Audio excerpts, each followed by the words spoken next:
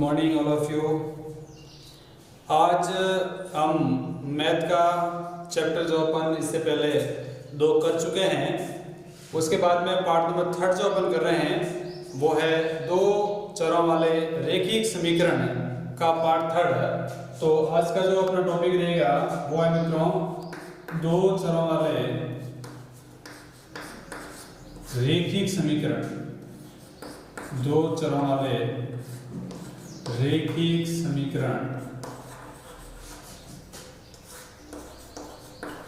तो अपन इससे पहले भी 2 लेसन कर लिए हमने, यानी कि 2 चरों वाले रैखिक समीकरण क्या होते हैं और इनको अपन इनका जो इक्वेशन होता है उसका क्या महत्व है और इनको आलेख के अंदर कैसे दर्शाते हैं, ये सारी बातें जो अपने इससे पहले वाले जो अपना पार्ट 2 जो हुआ था उसके अंदर अपने ये सारी बातें जो है वो कर ली थी।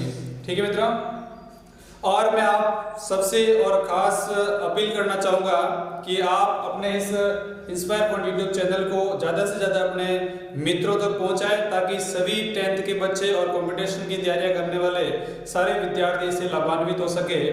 आप हमारे फेसबुक पेज पर भी जाके इंस्पायर पॉइंट निम्बो नाम से सर्च कर सकते हो, वहाँ पर भी आपको वीडियोज़ की लिंक मिल सकती है। और आप हमारे टेलीग्राम की भी एक आईडी बनी हुई है, वो भी इंस्पायर पॉइंट निम्बो नाम से है। आप वहां से भी अपने वीडियोस और सारे स्टडी मटेरियल जो है वो आप टेलीग्राम ऐप से प्राप्त कर सकते हैं। तो चलिए मित्रों, आज अपन जो है वो करेंगे 2 चरों वाले रैखिक समीकरण से रिलेटेड ऐसे क्वेश्चन जिसके अंदर आपका आलेख बनाने के बाद में जो आलेख के अंदर जो लाइनें आ रही थी वो लाइनें एक दूसरे के बिल्कुल पैरेलल यानी कि समानांतर कैसे प्राप्त हो। तो आज अपन समानांतर रेखाओं के लिए और एक समपाती रेखाओं के लिए 2 प्रकार के क्वेश्चन करेंगे। ठीक है मित्रों, तो अपना पहला जो क्वेश्चन है वो अपन लेंगे क्वेश्चन नंबर 1 आज करेंगे सीधा ही। वो दिया हुआ है एक समीकरण युग्म और उस समीकरण युग्म को अपने को सरल करना है और वो समीकरण युग्म है मित्रों 2x + 4y 2x + 4y = 10। दूसरा समीकरण है मित्रों 3x + 6y 3x + 6y = वो लिखा हुआ है मित्रों 12। अब अपने को क्या देखना है, मैंने आपको इससे पहले भी बहुत सी बातें बता दी थी। मैंने कहा ये जो x और जो y लिखे हुए होते हैं इसका मतलब ये आपका समीकरण 2 चरों वाला रैखिक समीकरण है, ये है। उसके बाद में अपने को क्या करना था, अपन ये जैसे ही अपने क्वेश्चन क्लियर हो जाएंगे तो मैं आपको डायरेक्टली समीकरण से समीकरण संगत है या असंगत है इस बात की जांच करना भी एकदम सटीक तरीके से सिखाऊंगा। तो पहले अपन इसको कैसे सॉल्व करना है। जो भी बच्चे 10th में पढ़ रहे हैं और उनके लिए आरबीएसई के सिलेबस के अकॉर्डिंग ये जो पूरा चैप्टर है वो चैप्टर 5 अंक का है, वेटेज इसका 5 नंबर का है। ठीक है ना, तो इसको बहुत ही गहराई से आपको समझना है ताकि आपके 5 नंबर जो है वो बोर्ड एग्जाम में बिल्कुल कटे नहीं उसके अंदर से। इस तरीके से आपको तैयारियां करनी है। ठीक है, तो अपन क्या करेंगे मित्रों, इस वाला समीकरण जो है ये वाला समीकरण इसको तो अपन मान लेंगे समीकरण नंबर 1 और इसको क्या मानेंगे मित्रों, समीकरण नंबर 2। तो अपन लिखेंगे कि समीकरण 1 को हल करने पर, समीकरण पहले को क्या कर रहे हैं मित्रों अपन हल करेंगे। तो हल करने पर अपन कर रहे हैं समीकरण 1 को हल। तो इसमें क्या करना है मित्रों, जैसे ये 2x लिखा हुआ है और यहाँ पर 4y लिखा हुआ है = 10। अपने को क्या करना है, यदि एक जो मान यानी कि 2x को एक वाले साइड में रख लो अपन उसको, और बाकी वाले सारे जो मान है उसको अपन दूसरे वाले साइड में ले जाओ। यानी कि एक पक्ष आपका RSS होता है तो दूसरा आपका LSS होता है। ठीक है ना, तो अपन क्या करेंगे इसके अंदर पहले जो आपका 2x है इस 2x को यहीं रखेंगे, इस वाले समीकरण को मैं लिख रहा हूँ = या बराबर करके और 10 की जगह 10, क्योंकि अपने 10 के अंदर किसी प्रकार का कोई बदलाव नहीं किया तो ये आपने क्या लिख दिया मित्रों 10 लिख दिया। अब हुआ क्या, आपके 4y जो है, तो 4y को अपन यानी रख रहे हैं, उसको क्या कर रहे हैं, एक पक्ष बदल रहे हैं। और मैंने इससे पहले वाले वीडियोस में बताया था कि जब आप इसका पक्ष बदल रहे हैं तो पक्ष बदलने पर इसका चिन्ह जो होगा वो भी इसका चेंज हो जाएगा, यानी कि ये 4y प्लस का था, इधर जाएगा तो वो मित्रों माइनस का हो जाएगा। तो ये लिख दिया आपने 4y। क्लियर याद है? अब अपन क्या करेंगे, इस सामान्य एक टेबल बनाएंगे यहाँ पर, और उस टेबल के अंदर इसके क्या करेंगे, मान रख देंगे। तो ये हो गया अपनी टेबल, और इस टेबल के अंदर बिल्कुल आपको क्लियर काम करना है। ये आपका x है और ये मित्रों आपका y है। यदि अपन y का मान रखेंगे तो x का मान मिलेगा, और x का मान यहाँ पर रखेंगे तो अपने को y का मान प्राप्त कर सकते हैं। इसमें कोई कंपलसरी नहीं है कि आप x को ही यहाँ रखें, आप चाहो तो इस y को अपन यहाँ रख के भी x के मान लगा के अपना मान निकाल सकते हैं। क्लियर है? तो अपन लिखेंगे यहाँ पर 2x की जगह 2x लगा दिया इज इक्वल टू 10 की जगह मित्रों क्या लगा दिया, 10 लगा दिया। अब अपने को इस y के ऐसे मान रखने हैं ताकि इस x के जो प्राप्त मान होंगे वो मान पूर्णांक होने चाहिए। ऐसा नहीं कि डेसिमल में आ रहे हैं या बटे बट्टी में आ रही है तो काम चलने वाला नहीं, क्योंकि उसको अपन ग्राफ में जब आलेखित करेंगे तब तो अपने कई प्रकार की नौबतें खड़ी हो सकती है। क्लियर है? तो जरा ध्यान दे, अपन इसकी जगह यदि मान रख ले 1, कितना रख ले मित्रों, 1, तो अपन मैं इसकी जगह y का मान कितना डाल रहा हूं, 1, तो ये लिख दिया आपने 1। तो 4 की जगह तो 4 मित्रों, और y की जगह कितना हो गया, 1 हो गया। 4 को 1 से गुणा करेंगे तो कितने हो जाएंगे, 4 हो जाएंगे। तो ये 2x इज इक्वल टू, ये 10 में 4 से 1 से गुणा किए होंगे 4, और 4 को 10 में से घटाएंगे तो पीछे कितना रहेगा मित्रों, 6। और अब क्या करेंगे, यहाँ 2x में से ये जो आपका 6 थे, अपने को केवल कौन चाहिए, x का मान चाहिए, तो ये बराबर 2 है। इसका मतलब यहाँ जो आपकी गुणा में 2 थे, ये 2 गुणा में से कहां चला जाएगा मित्रों, भाग में चला जाएगा। तो x का मान कितना मिला मित्रों, 3 मिल गया। तो ये हो गया अपना पहला।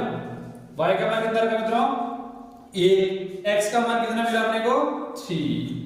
ठीक है? इसी तरीके से अपन क्या करेंगे, इसका सेकंड जो मान होगा वो भी निकालेंगे।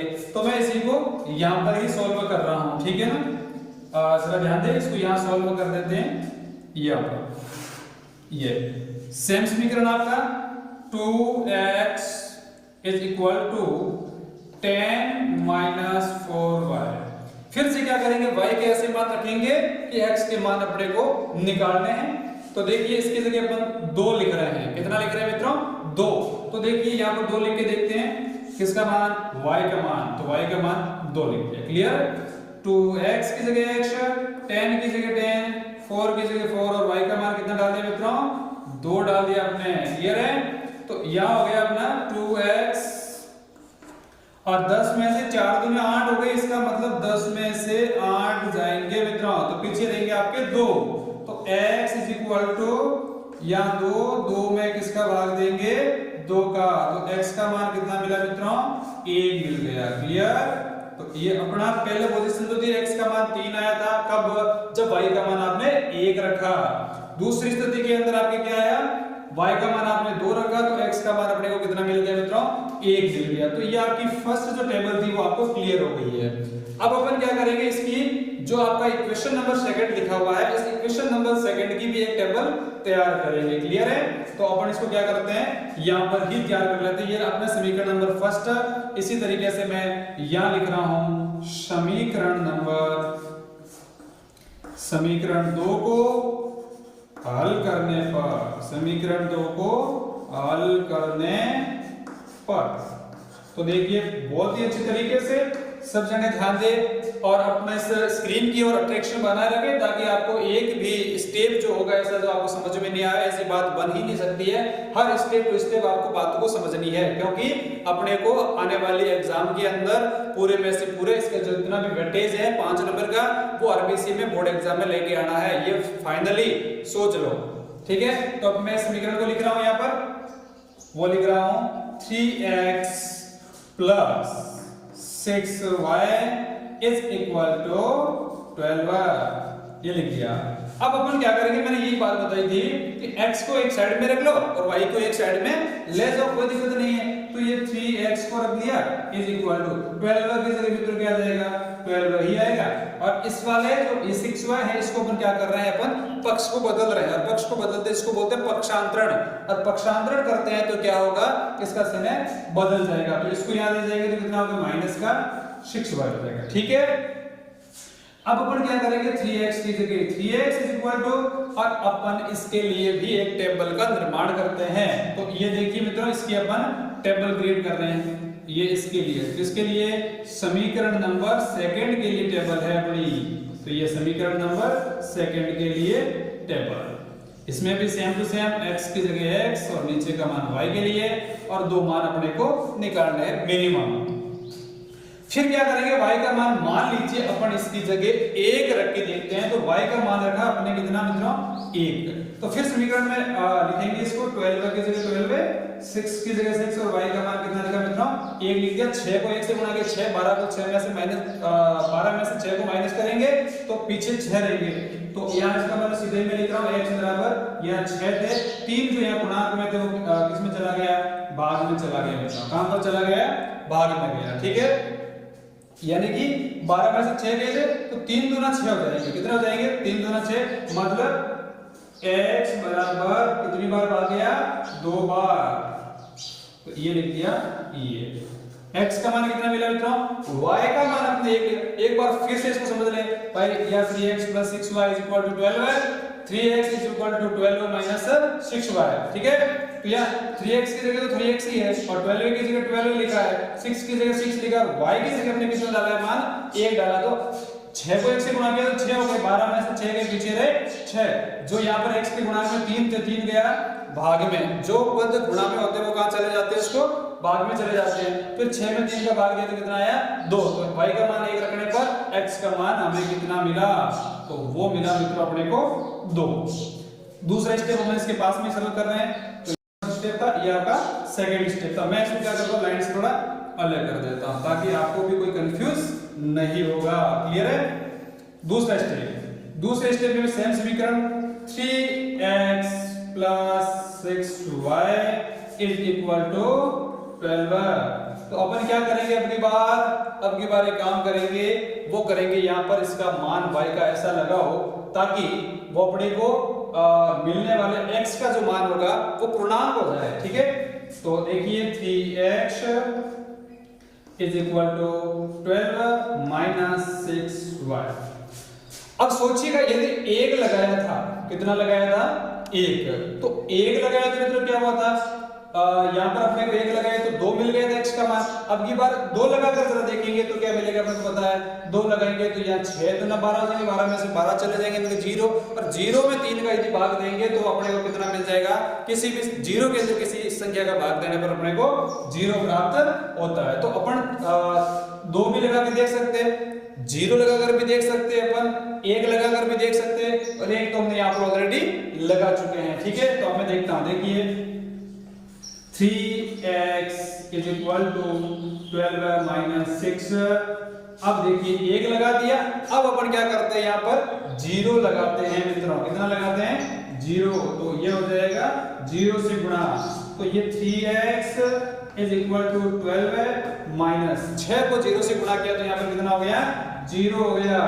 और अपन क्या करेंगे, 12 में से 0, इसका मतलब 12 ही है, तो x बराबर यहाँ हो गए 12, 12 में भाग इसका देंगे कितना, 3 का देंगे, तो 12 जब 3 से डिवाइड होता है तो x का मान हमें कितना मिलता है मित्रों, 4 मिलता है। कितना मिलता है, 4। आई बात समझ में, क्या ये चीज हो गई। तो यहाँ पर y का कितना मान रखा हमने, 0 रखा, कितना रखा मित्रों, 0, तो x का मान कितना मिला, 4 मिला। ठीक है, ये सही। अभी अपने पास में ये टेबल और ये टेबल भी मिल चुकी है, और ये मित्रों इसका पूरा का पूरा डेरिवेशन है, इसको आपने सॉल्व किया है। तो ये अपने जो आरबीएसई बोर्ड्स हो या कोई भी बोर्ड एग्जाम होती है उसके अंदर अपने को मान लीजिए 4 नंबर का क्वेश्चन मिलता है, तो 2 नंबर जो होते हैं वो तो इसके सॉल्व करने के होते हैं, और 2 नंबर आपके आलेख बनाने के होते हैं। वैसे मैंने कल आपको बहुत ही अच्छे तरीके से आलेख बनाना सिखाया था, आज मैं थोड़ा सा स्पीडली इस आलेख को बना के इस क्वेश्चन को क्लियर कर रहा हूँ। ठीक है, तो आप सबके पास में मित्रों पैमाना होगा, और इस पैमाने को लेकर और आपको क्या करना है, एक आलेख तैयार करना है। तो देखिए जरा ध्यान से, ये स्केल अपनी, इसे क्या करेंगे अपन, ये वाला एक अक्ष बना लिया। क्लियर, और फिर क्या करेंगे अपन, इसको एक अक्ष आपको यहां बनाना है, ठीक है। तो ये लिखिए, ये अपना एक और अक्ष हो गया, ठीक है।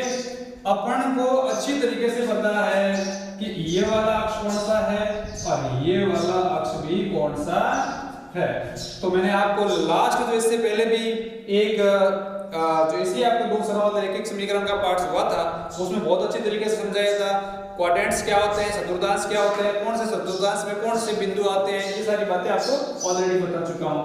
तो ये y और ये मित्र हो जाएगा y डैश, ये हो जाएगा x और ये मित्र क्या है x डैश है। यहां तक क्लियर हो रहा है। अब अपने को क्या करना है, यहां से एकदम फिक्स अपने पैमाने से स्पेस लेना है और इसको सहायता से अपन क्या करेंगे, अपनी ग्राफ कॉपी आलेख कॉपी के अंदर उसकी लाइनें गिनकर और व्यवस्थित तरीके से अपने को लिखना है। चलिए मैं लिखता हूं यहां पर 1 2 3 4 5 6, ज्यादा लिखने की जरूरत नहीं, जितनी रिक्वायरमेंट उतना ही। 1 2 3 4 5 6, 1 2 3 4 5 6, 1 2 3 4 5 6, क्लियर है। और आपको पता है जब y और x के साइड के जो मान होते हैं वो हमेशा पॉजिटिव आते हैं, यानी कि यहाँ पर 1 या 2 या 3 या 4 या 5 और ये हो जाएंगे 6। ठीक इसी प्रकार से ऊपर वाले भी पॉजिटिव होते हैं, 1 2 3 4 5 6। लेकिन मित्रों यहाँ जो x डैश के मान और y डैश के जो मान होते हैं वो हमेशा क्या होते हैं, नेगेटिव होते हैं। तो अपन इसको लिखेंगे -1 -2 -3 -4 और -5 -6। ठीक इसी प्रकार से यहाँ पर आपका -1 है, ये -2 है, ये -3 है, ये -4 और ये -5 और लास्ट में -6। अब क्या करना है आपको, अब ये करना है कि इस टेबलों को देखो और देखकर जो इसके आपके बिंदु के ये x और y के मान मिल रहे हैं उनको अपने आलेख कॉपी के अंदर नोट करना है। क्लियर है। तो पहले आपकी टेबल फर्स्ट के लिए ये है x का मान 3। तो जरा ध्यान से मित्रों देखना, x का मान 3 मतलब पॉजिटिव है, तो यहाँ पर आएगा 1 2 3 ये पड़ा। लेकिन y का मान कितना मित्रों 1, तो y यहाँ गिना जाता है। ये है आपका मूल बिंदु जिसको अपन O के द्वारा लिखते हैं, जहां पर x और y सारे मान आपके 0 होते हैं। क्लियर है। तो यहाँ आपके x का मान 3 है और y का मान 1 है, तो इसके सीधे में अपन गिनेंगे तो आपका पहला बिंदु आपको यहाँ पर मिलेगा। क्लियर। कैसे, x 1 2 3 y का मान 1, इसके सीधे में पहला आपका ये नोटेड बिंदु आ गया। दूसरी स्थिति में y का मान कितना मित्रों 2। विशेष ध्यान रखना, x का मान 1 है तो x का मान तो 1 पड़ा, ये y का मान कितना मित्रों 2, तो इसके सीध में ऊपर ये y का मान तक जाएंगे तो दूसरा बिंदु आपको कहां मिला मित्रों, यहां पर मिला पहला। क्लियर है। अब तो कुछ नहीं करना है अपने को, फिर अपन क्या करेंगे, सेकंड वाले टेबल को लेके चलेंगे। तो दूसरे वाले समीकरण में क्या मिल रहा है मित्रों, x का मान 2 मिल रहा है, तो ये पड़ा x का मान 0 1 और ये पड़ा 2, तो 2 के लिए।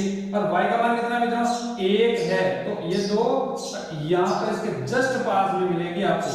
ठीक है, ये वाली। फिर दूसरी स्थिति के अंदर x का मान 4, तो ये पड़ा x का मान 4 1 2 3 और 4 कितना है 4। y का मान कितना 0। अरे मित्रों जब 0 मान आ जाता है तो इसको यहां से ऊपर बढ़ने की जरूरत ही नहीं है, 0 कहां होता है, बिल्कुल यहां पर 0 होता है। x का मान कितना है अपने को 4, तो ये पड़ा 4। ठीक है, और y का मान इसके ऊपर जस्ट है 0, तो दूसरा बिंदु आपका यहां पर मिल रहा है। अब मैं क्या करूंगा, इसको पैमाने की सहायता से रेखाओं को मिलानी है मित्रों। तो जरा ध्यान देने का प्रयास करें, बिल्कुल मिलानी है सही, ताकि अपने एग्जामिनर भी आगे वाला देखे कि बच्चे ने कितने सही तरीके से इसको नोटेट किया हुआ है। तो इस पैमाने की सहायता से पहली लाइन आपकी यहां पर आ जाएगी मित्रों, ये खींच लिया। ठीक है, तो इसको अपन ये लिख लेंगे। क्लियर है। और दूसरी लाइन जो है मित्रों वो बिल्कुल इसके पास में मिलेगी। ऐसा सोचना नहीं है कि सर ये लाइन पास में क्यों आई, तो क्यों आई का आंसर अभी आपको मिलने वाला है। ठीक है, ये पास में आती है ना, यही बहुत अच्छी बात है। और आती क्यों है, तो समीकरण अभी आप समझ जाएंगे, सेटिस्फाई होगा नहीं होगा सारी बातें। तो इसका एक बिंदु यहाँ पर, दूसरा यहाँ पर, एक बिंदु यहाँ पर, दूसरा बिंदु यहाँ पर। याद करो कल मैंने आपको बताया था कि जैसे ही आप आलेख बनाते हैं उसके ऊपर आपकी जो लाइन आती है रैखिक समीकरण की, उसके ऊपर आप क्या लिखेंगे, समीकरण लिखेंगे। तो ये वाली जो लाइन थी मैंने पहले समीकरण के लिए बनाई थी। पहला समीकरण मित्रों क्या है आपका 2x + 4y, या लिखेंगे 2x + 4y is equal to 10। हो गया समीकरण फर्स्ट, ये वाला क्लियर है यहां तक। समीकरण नंबर दूसरा यहां लिखेंगे इसके नीचे 3x plus 6y is equal to 12। Clear है यहां तक, ये हो गया। अब क्या देखना है, ये दिया गया समीकरण युग्म था, इसको सोल्व किया, इसकी टेबलें भी लिए अपने को और अपने ये क्या बना दिया, एक आलेख बना दिया। और मित्रों आपको आलेख में क्या दिख रहा है, आलेख में दिख रहा है कि सर ये दोनों लाइनें जो है वो एक दूसरे के पैरेलल मिल रही है, एक दूसरे के क्या मिल रही है, समानांतर मिल रही है। तो समानांतर मिल रही है तो अपनी गणित कहती है कि जब ये रेखाएं आपस में कहीं पर भी नहीं मिलेगी तो ऐसी स्थिति के अंदर होगा क्या, जब मिल ही नहीं रही है, जब प्रतिच्छेद ही नहीं हो रही है, तो ऐसी स्थिति के अंदर आपका इसका कोई हल नहीं होगा। भाई जब कोई प्रतिच्छेद हो रही होती तो ऐसी स्थिति में तो क्या कहते हैं, प्रतिच्छेद बिंदु के निर्देशांक ही उस समीकरण युग्म का हल होता। लेकिन या तो दोनों ही रेखाएं एक दूसरे के पैरेलल चल रही है, और पैरेलल चलेगी तो प्रतिच्छेद नहीं होगी, और प्रतिच्छेद नहीं होगी तो उसका कोई बिंदु नहीं मिलेगा, और उसका कोई बिंदु नहीं मिलेगा तो उसका कोई हल नहीं होगा। तो अपन लिखेंगे तो रेखाएं क्या आ रही है आपके, रेखाएं आपके समांतर आ रही है, क्या आ रही है, समांतर। ऐसी स्थिति में जब रेखाएं समानांतर आती है तो इनका कोई हल नहीं होता है, कोई हल नहीं होता है। बस इतना आपने काम कर लिया तो आपको 4 से 5 मार्क्स है वो आराम से मिल जाएंगे। 1% मार्क्स ही, 1 नंबर ही आपका कोई काटने वाला नहीं मिलेगा यदि काम आपने इस तरीके से किया है, ग्राफ कॉपी के अंदर ग्राफ बनाया है, इसको सोल्वर सही ढंग से किया है। तो अब मैं लास्ट और फाइनल एक आपको एग्जांपल करवाऊंगा, वो आपका एग्जांपल होगा यहाँ जो रेखा है आपको यहाँ दोनों पैरेलल मिली है, वह पैरेलल नहीं मिलकर क्या मिलेगी, एक दूसरे के ऊपर मिलती है, और गणित में उसको बोलते हैं संपाती रेखा है। ठीक है, तो अपन उसकी शुरुआत करते हैं। ये आप समझना है, आराम से इसको पूरे स्क्रीन को स्क्रीनशॉट ले सकते हो ताकि इसको लिखने में आपको किसी प्रकार की कोई समस्या नहीं आएगी। ठीक है, तो इसको वीडियो को पॉज करके और इस पूरे के पूरे स्क्रीन का आप क्या करें मित्रों, स्क्रीनशॉट ले लें। ठीक है, अब अपन शुरू करते हैं समीकरण आगे बढ़ा। ठीक है, तो ये सारी चीजें क्या है मित्रों, बहुत अच्छी तरीके से यदि आप पूरा ध्यान लगाकर और गहराई से समझते हो तो मुझे पूरा यकीन है कि वो शायद 10th का बच्चा है, शायद मैथ पढ़ रहा है, शायद नहीं पढ़ रहा है, उससे कोई मतलब नहीं है। मतलब ये है कि आपने इस वीडियोस को जो ये पढ़ा रहे हैं उस चीज को कितने ध्यान से, कितने मन लगाकर देखा है उस पर डिपेंड करता है। अधिकतर बच्चे क्या करते हैं, सर वो बच्चा बहुत टैलेंट था इसीलिए उसको बहुत अच्छे तरीके से पूरा का पूरा सिस्टम समझ में आ गया, और सर मेरे को तो गणित कभी समझ में नहीं आती, सारी ऊपर से जाती है, सिस्टम ये होता है। ठीक है ना, लेकिन ये बिल्कुल गलत है। आपको पता होगा अल्बर्ट आइंस्टीन के बारे में आपने सुना होगा। अल्बर्ट आइंस्टीन शुरुआत के अंदर वहां के कॉलोनी के लोग अल्बर्ट आइंस्टीन को एक गंवार, एक पागल मानते थे, लेकिन बाद में क्या हुआ आपको पता है, फिजिक्स के क्षेत्र के अंदर अल्बर्ट आइंस्टीन का नाम आज पूरा विश्व जानता है। यदि अल्बर्ट आइंस्टीन इस बात को सोच के बैठ जाते कि भाई मैं तो पढ़ नहीं सकता हूं या मेरे से तो मैथ सॉल्वर नहीं होती है, रामानुजन का नाम आपने सुना होगा, जब वो 3री 4th कक्षा में पढ़ते थे तो ऐसे ऐसे समीकरण दे दिए थे उन्होंने जो कॉलेज के बच्चे भी उसको सॉल्व नहीं कर सकते थे। तो बच्चों इस चीज को बिल्कुल ही अपने माइंड में नहीं लेना है कि सर मैं गणित को सॉल्व नहीं कर सकता हूं। गणित सबसे सरल विषय है, एक बार समझ में आ जाने के बाद में इसके अंदर नंबर कटने के कोई चांसेस नहीं बनते हैं। ठीक है, तो अभी अपना समीकरण युग्म में सेकंड ले रहा हूं, आपका एग्जांपल हो जाएगा। तो ये आपका क्वेश्चन नंबर सेकंड, समीकरण युग्म है मित्रों 4x + 6y, 4x + 6y is equal to 18। आपका सेकंड इक्वेशन है वो है 2x + 3y, 2x + 3y is equal to वो लिखा हुआ मित्रों 9। ठीक है, अब इस समीकरण के अंदर आपको देखना है कि x के मान या y के मान दोनों में से कोई एक मान एक पक्ष में रखे, बाकी वालों को दूसरे पक्ष में ले जाके किसी एक का मान रख के इसको सॉल्व करें, जैसा कि हमने फर्स्ट एग्जांपल में किया है। तो मित्रों थोड़ा सा इसको स्पीडली करेंगे, आप थोड़ा स्क्रीन की ओर बने रहे, पूरा अटेंशन रखें। तो देखिए जरा ध्यान से, अपन लिख रहे हैं 4x को मैं इसको आप क्या करें, पहले समीकरण फर्स्ट मान ले और इसको मित्रों क्या करें आप समीकरण नंबर सेकंड मान लें। अब देखिए 4x अपन बराबर कर लेंगे यहाँ पर इक्वल और फिर लिखेंगे 18 माइनस 6y। क्लियर? अपन कर रहे हैं इसको सॉल्व और इसके क्या कर लेंगे, यहाँ पास में बढ़ा लेंगे एक अच्छी सी टेबल, ताकि आगे वाले को सीधा ही टेबल देखने पर ही समझ में आ जाए कि बच्चे ने किस तरीके से इस टेबलों को बनाया हुआ है। सीधा ध्यान उसको यहाँ ही अट्रैक्ट हो जाएगा। ठीक है, यहाँ x का मान, ये y का मान। क्लियर? 4x की जगह 4x इज इक्वल टू 18 की जगह 18। अभी मित्रों ध्यान ये देना है कि y के ऐसे मान लगाइएगा ताकि ये 4 से जब डिवाइड होगा तो आपके x के जो मान मिलेंगे वो पूरे के तरह पूर्णांक मिलने चाहिए। ठीक है, तो अपन क्या करते हैं, y के मान लीजिए अपन पहले कितना लगा दिया, आपने 1 मान लगा दिया, तो y का मान कितना डाला मित्रों, 1। तो 6 को 1 से गुणा करेंगे कितना हो जाएगा मित्रों, 6 हो जाएंगे। तो 4x is equal to 18 minus 6। जब 18 में से 6 जाएंगे तो पीछे कितने रह जाएंगे मित्रों, 12 रह जाएंगे। तो x इज इक्वल टू 12 और 12 को क्या करेंगे, 4 से डिवाइड करेंगे। तो ऐसी स्थिति में आपका x का मान कितना मिला, 4 दिया 12। तो कितना मिला x का मान, 3।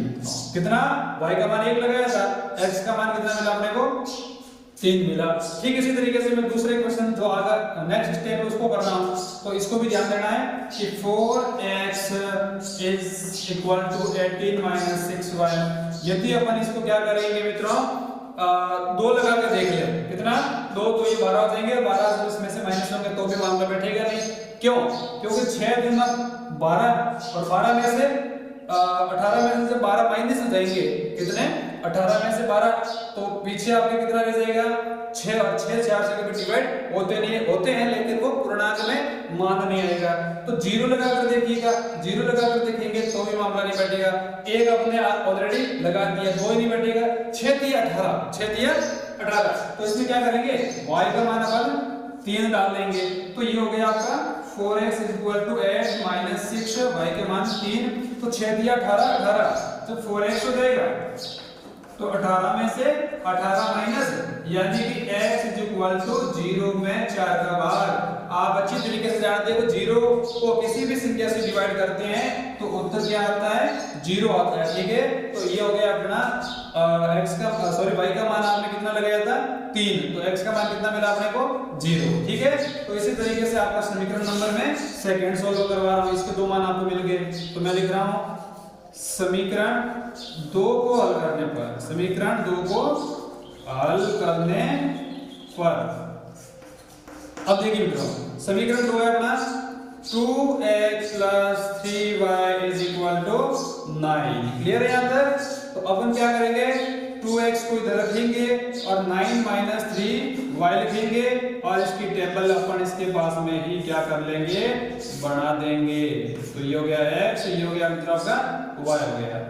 अभी 2x is equal to 9 minus 3 की जगह क्या कर रहे हैं मित्रों, 1 रख रहे हैं, y का मान ये रख लिया कितना, 1 रखा तो क्या हुआ, यहाँ पर 3 को 3 की जगह 3 और y का मान 1 रखा, 9 में से 3 चले जाएंगे, पीछे रह जाएंगे आपके 6, कितने रह जाएंगे, तो 2x बराबर 6 और x का मान जब ये 6 2 से डिवाइड होंगे तो मान कितना आ जाएगा आपका, 3, x बराबर 3 ये आ गया।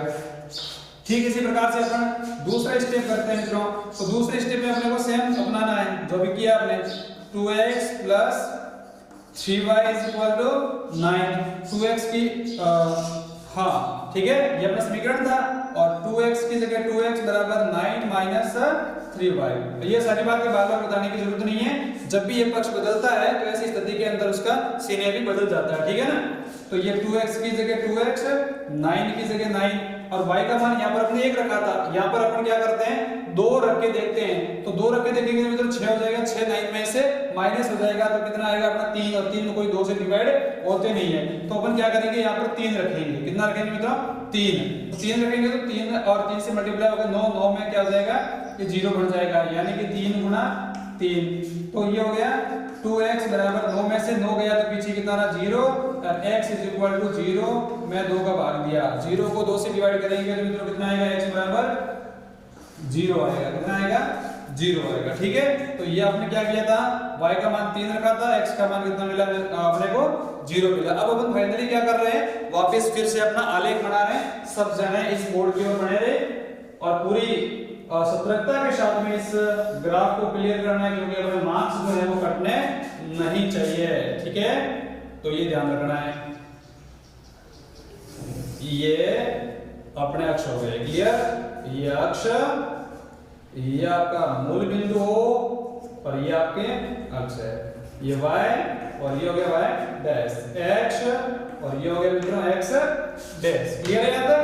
अब मैं क्या कर रहा हूँ, बस जो पहले वाले में मैंने ग्राफ में किया था सेम तरीका, 1 2 3 4 5 6, 1 2 3 4 5 6। अब क्या करते हैं, आधे बच्चे तो क्या करते हैं, पूरे ग्राफ कॉपी के अंदर बड़ा सा ग्राफ बना देते हैं और उसके अंदर पता नहीं 20 20 30 30 तक वो संख्या नोट कर देते हैं। ऐसा नहीं करना बच्चों। तो क्या करना है, जितनी आवश्यकता है उतना ही करो। ज्यादा कॉपियां खराब करने से भी कोई मार्क्स ज्यादा नहीं आते हैं। ठीक है, तो ये 1 2 3 4 5 6, 1 2 3 4 5 6। अपन क्या करेंगे, पहले वाले टेबल को देखेंगे, y का मान, x का मान पहले देखो या y का कोई भी देखो, तो x का मान यहाँ पर 3 है। ये मैं लिख देता हूँ 1 2 3 4 5 6, -1 -2 -3 -4 -5 -6। इसी प्रकार से ऊपर कितना जाएंगे, 1 2 3 4 5 और 6। यहाँ आ जाएंगे -1 -2 -3 -4 -5 और -6। क्लियर है? अब क्या देखना है अपने को, ये वाला सारा नोटेट करो फटाफट। तो ये हो गया x का मान 3, तो 1 2 3 बिल्कुल है x का मान 3। y का मान कितना मित्रों, 1, तो ये बड़ा आपका 1। इसी प्रकार से x का मान 0, तो x का मान मित्रों 0 कहां होगा, वो y से दूरी होती है, वो x के मान होते हैं, तो ये बड़ा आपका इधर x का मान 0।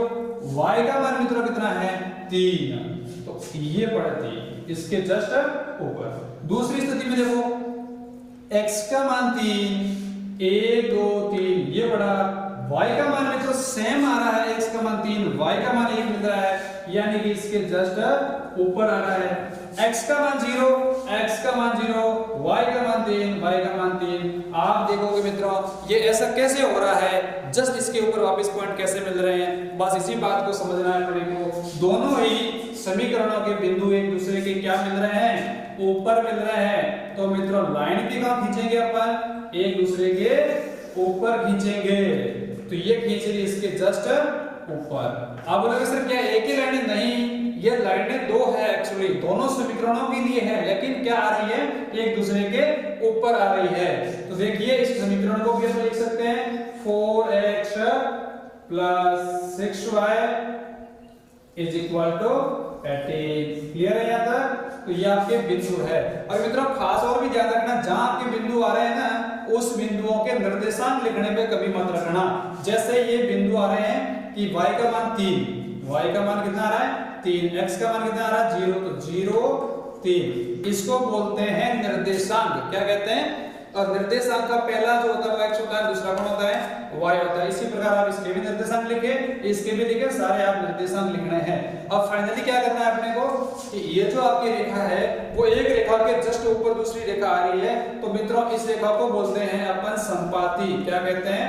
संपाती रेखा। क्या बोलेंगे? संपाती रेखा। और जिसकी रेखा संपाती आती है उसके मित्रों क्या होते हैं, अनेक हल होते हैं। उसके क्या होते हैं, अनेक हल होते हैं। तो आई बात समझ में क्या, ये आपके संपाती रेखा आने पर हल अनेक होंगे। और ये पूरा का पूरा आपका सारा सिस्टम है कि इस तरीके से अपने को संपाती का ग्राफ आ जाए तो कैसे करना है, और यदि पैरेलल आ जाए तो कैसे करना है, और यदि अपने एक दूसरे के प्रतिशत आ जाए तो कैसे करना है। अब मित्रों मैं केवल 3 मिनट के अंदर ही आपको ये देखा है जो समीकरण होते हैं वो संगत है या नहीं इसकी जांच करनी है। इसी समीकरण से करवाऊंगा, बहुत ही जल्दी करवाऊंगा। तो जरा ध्यान दें, आपका पहला इक्वेशन लिखा हुआ है यहाँ पर, मैं इसको यहीं क्लियर कर रहा हूं। जैसे 4x और +6y, या इसको क्लियर कर देता हूं, 6y = 18। दूसरा इक्वेशन क्या लिखा हुआ है, 2x + 3y = 9। करना क्या है मित्रों, यहां पर इसको आप a1 मानेंगे, इसको a2 मानेंगे, इसको b1 मानेंगे, इसको b2 मानेंगे, इसको c1 मानेंगे, इसको c2 मानना। बस इस काम से अपने को काम करना है। क्लियर है? तो इसको मैं मान लेता हूं, इसके नीचे ऊपर लिख देता हूं, ये आपका a1 है और ये आपका A2 है। ये मित्रों आपका B1 है और ये आपका क्या है B2 है। ये आपका C1 है और ये आपका C2 है। अब मैं इसका एक रेशियो लिखता हूं, अनुपात लिखता हूं, A1 अपॉन A2, ठीक है, फिर लिखेंगे B1 अपॉन B2, फिर लिखेंगे मित्रों C1 अपॉन C2। अब ये पद जो लिखे मैंने, ये कब कब कौन कौन सी स्थिति में बराबर होते हैं और अपना आंसर जो होगा वो कैसा आएगा, हल होंगे, नहीं होंगे, अनेकों होंगे, ये सारी घटनाएं वो केवल इसी समीकरण में या इसी अपने जो पद लिखे इसी में अपने को मिल जाएंगे। क्लियर है? तो मैं इसको सॉल्व करता हूं। जैसे देखिए A1 का मान कितना है मेरे सामने 4 है, बटे में क्या लिखेंगे अपन, यहाँ 2 है तो अपन क्या कर लेंगे 2 लिखेंगे। यहाँ B1 का मान कितना है मित्रों 6 है, कितना है 6, और यहाँ B2 का मान कितना है 3 है। C1 का मान कितना है मित्रों 18 है और कितना है 9। अपन क्या कर रहे हैं, इसको सॉल्व कर रहे हैं, तो 2 1 2 2 दूना कितना हो गया 4, यानी 2/1, या 3 1 3 और 3 दूना 6 हो गया, 9 1 9 9 दूना 18। मित्रों जरा ध्यान से देखिएगा, यहाँ पर 2/1 2/1 2/1 सारों में क्या आ रहा है, बराबर आ रहा है। तो मैं कह सकता हूं कि A1 A2 B1 B2 के बराबर है, B1 B2 C1 C2 के बराबर है। यानी मेरे कहने का मतलब ये हुआ कि A1 A2 B1 B2 C1 upon C2 तीनों एक दूसरे के बराबर है। और ये स्थिति कब पैदा होती है, ये स्थिति तभी पैदा होगी जब आपका समीकरण युग्मों को सरल करके आपने आलेख बनाया होगा, और आलेख के अंदर जो आपकी रेखा मिली है वो रेखा एक दूसरे के ऊपर आती है, यानी कि उसको बोलते हैं अपना संपाती रेखा। क्लियर है यहाँ तक?